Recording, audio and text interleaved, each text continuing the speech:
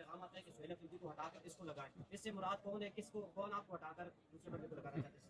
دیکھیں اگر عمران خان صاحب کی بہنیں کہتی ہیں ان کی بات کو جو ہم نگیٹ نہیں کر سکتے، لیکن جو بھی اس کوشش میں ہیں پاکستان تحریک انصاف میں، ان کو میں یہ پیغام دیتا ہوں کہ عزت اور ذلت اللہ تعالیٰ کے ساتھ ہے.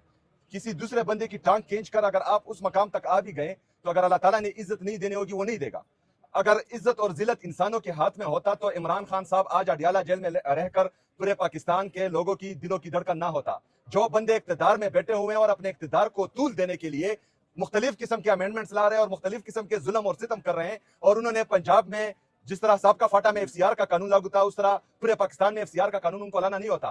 وہ منصبوں پر رہ کر بھی اللہ تعالیٰ ان کو عزت نہیں دے رہا. تو عزت اور ذلت جو ہے وہ منصبوں سے نہیں آتی، وہ میرا رب دیتا ہے، اور اس لیے عمران خان صاحب کو دیا ہے. تو میری درخواست ہے جو یہ اس طرح کرنا چاہتے ہیں کہ اپنے کاز پر، اپنے مقصد پر فوکس رکھے. اگر نصیب میں ہوا تو اللہ تعالیٰ دے دے گا، نصیب میں نہیں ہوا تو ان حربوں سے کسی کو نہیں لگتا.